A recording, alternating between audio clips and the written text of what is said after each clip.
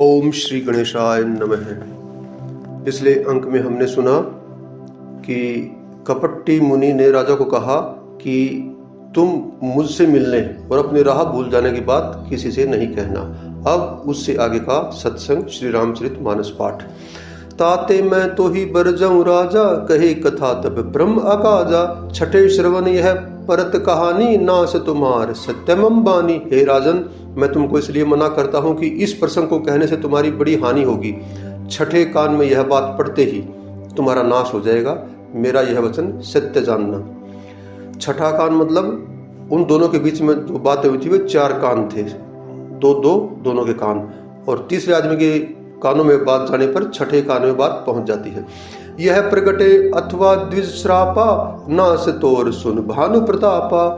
आन उपाय निधन तब नाही, जो हरिहर को पही मन माही। हे प्रताप भानु, सुनो, इस बात के प्रकट करने से अथवा ब्राह्मणों के श्राप से तुम्हारा नाश होगा, और किसी उपाय से चाहे ब्रह्मा शंकर भी मन में क्रोध करे तुम्हारी मृत्यु नहीं होगी। सत्यनाथ पद गही नृप भाषा, द्विज गुरु कोप कहु को राखा। राखई गुरु जो कोप विधाता, गुर विरोध नहीं को जग त्राता। राजा ने मुनि के चरण पकड़कर कहा, हे स्वामी, सत्य ही है, ब्राह्मण और गुरु के क्रोध से कहिए कौन रक्षा कर सकता है। यदि ब्रह्मा भी क्रोध करे तो गुरु बचा लेते हैं, पर गुरु से विरोध करने पर जगत में कोई भी बचाने वाला नहीं है। जो न चलब हम कहे तुम्हारे, हो नाश नहीं सोच हमारे। एक ही डर डरपत मन मोरा, प्रभु महिदेव श्रापति घोरा। यदि मैं आपके कथन के अनुसार नहीं चलूंगा तो मेरा नाश हो जाए, मुझे इसकी चिंता नहीं है। मेरा मन तो हे प्रभु केवल एक ही डर से डर रहा है कि ब्राह्मणों का श्राप बड़ा भयानक होता है। होई विप्र बस कवन विधि, कहु कृपा करि सोऊ। तुम तजी दीन दयाल निज, हित न देखूं को। वे ब्राह्मण किस प्रकार से वश में हो सकते हैं, कृपा करके वह भी बताइए। हे दीन दयाल, आपको छोड़कर और किसी को मैं अपना हितु नहीं देखता, अपना शुभ चिंतक नहीं देखता। सुन नृप विविध जतन जग माही, कष्ट साध्य पुनि होई कि नाही। अहि एक अति सुगम उपाय, तहा तुर परंतु एक कठिनाई। हे राजन सुनो, संसार में उपाय तो बहुत हैं, पर वे कष्ट साध्य हैं, बड़ी कठिनता से बनने में आते हैं, और इस पर भी सिद्ध हो या न हो उनकी सफलता निश्चित नहीं है। हाँ, एक उपाय बहुत सहज है, परंतु उसमें भी एक कठिनता है। मम आधीन जुगुत नृप सोई, मोर जाब तब नगर न होई।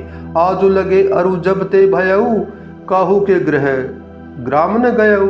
हे राजन, वह युक्ति तो मेरे हाथ है, पर मेरा जाना तुम्हारे नगर में नहीं हो सकता। जब से पैदा हुआ हूँ तब से आज तक मैं किसी के घर अथवा गांव नहीं गया। जो न जाऊं तब होऊ अकाजू, बना आई असमंजस आजू। सुनी महिष बोले मृदुबानी, नाथ निगम असी नीति बखानी। परंतु यदि नहीं जाता हूं तो तुम्हारा काम बिगड़ता है।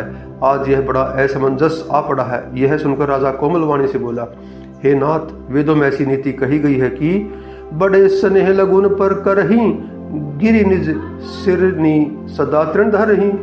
जलधि अगाध मोली बह फेनु, संतत धरती धरत सिर धेनु। बड़े लोग छोटों पर स्नेह करते हैं, पर्वत अपने सिरों पर सदा घास को धारण किए रहते हैं।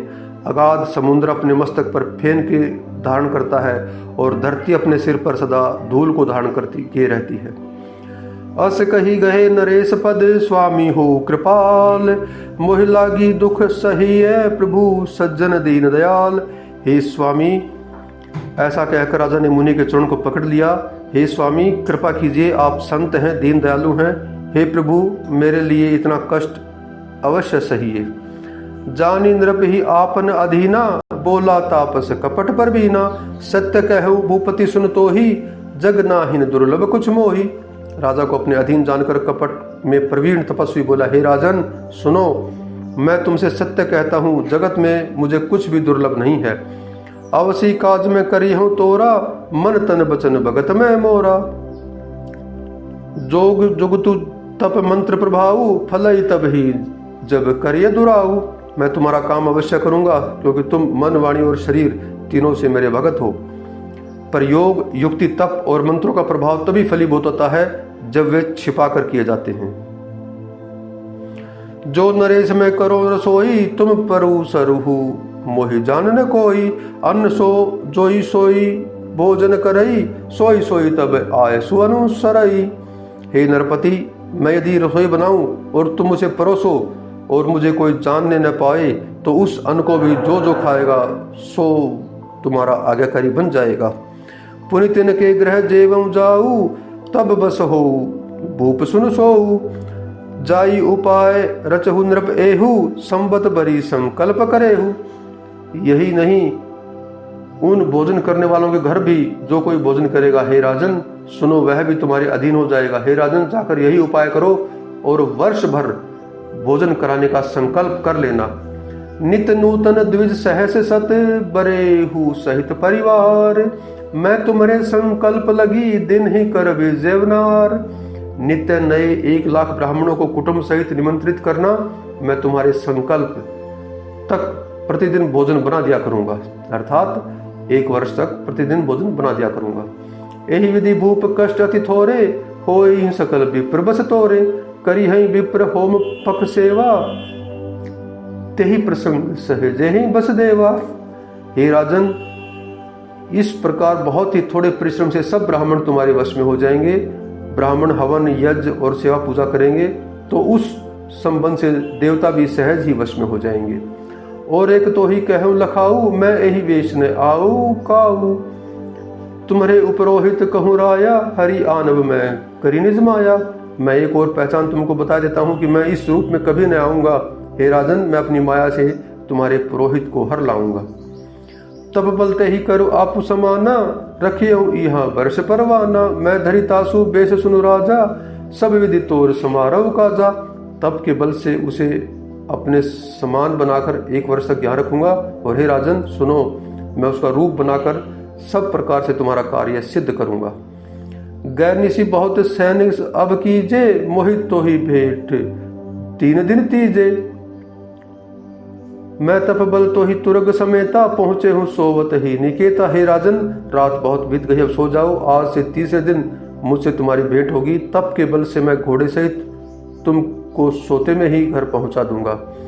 मैं आऊब सोई वेशधरी, पहचाने हूँ तब मोही। जब एकांत बुलाई, सब कथा सुनाओ तो ही। मैं वही पुरोहित का वेश धर कर आऊंगा। जब एकांत में तुमको बुलाकर सब कथा सुनाऊंगा, तब तुम मुझे पहचान लेना। सैनिकी नृप आयसु मानी, आसन जाई बैठ छल ज्ञानी। श्रमित भूप निद्रा अति आई, सो किमि सोव सोच अधिकाई। राजा ने आज्ञा मानकर शयन किया और वह कपट ज्ञानी आसन पर जा बैठा। राजा थका था, बहुत गहरी नींद आ गई, पर वह कपटी कैसे सोता, उसे तो बहुत चिंता हो रही थी। काल केतु निशिचर तह आवा, जहि सूकर होई नृप ही भुलावा। परम मित्र तापस नृप केरा, जानई सो अति कपट घनेरा। उसी समय काल केतु राक्षस आया, जिसने सुअर बनकर राजा को भटकाया था। वह तपस्वी राजा का मित्र था और खूब छल प्रपंच जानता था। तही के सत सुत अरुदस भाई, खल अति अजय देव दुखदाई। प्रथम ही भूप समर सब मारे, विप्र संत सुर देखि दुखारे। उसके 100 पुत्र और 10 भाई थे, जो बड़े ही दुष्ट, किसी से न जीते जाने वाले और देवताओं को दुख देने वाले थे। ब्राह्मणों, संतों और देवताओं को दुखी देखकर राजा ने उन सबको पहले युद्ध में मार डाला था। तही खल पाचिल भय संभारा, तापस नृप मिली मंत्र विचारा। जहि रिपु छय सोई रचने हूँ पाऊ, भावी बस ने जान कछुराऊ। उस दुष्ट ने पिछला बैर याद करके तपस्वी राजा से मिलकर सलाह विचारी, षड्यंत्र किया और जिस प्रकार शत्रु का नाश हो वही उपाय रचा। भावी वश राजा प्रताप भानु कुछ भी न समझ सका। रिपु तेजसी अकेला पी, लघु करी गनियन ताहू। अजहू देत दुख रवि शशि ही, सिर अवशेषित राहु। तेजस्वी शत्रु अकेला भी हो तो भी उसे छोटा नहीं समझना चाहिए। जिसका सिर मात्र बचा था वह राहु आज तक सूर्य चंद्रमा को दुख देता आ रहा है। जय श्री राम, जय श्री राम, जय श्री राम, जय।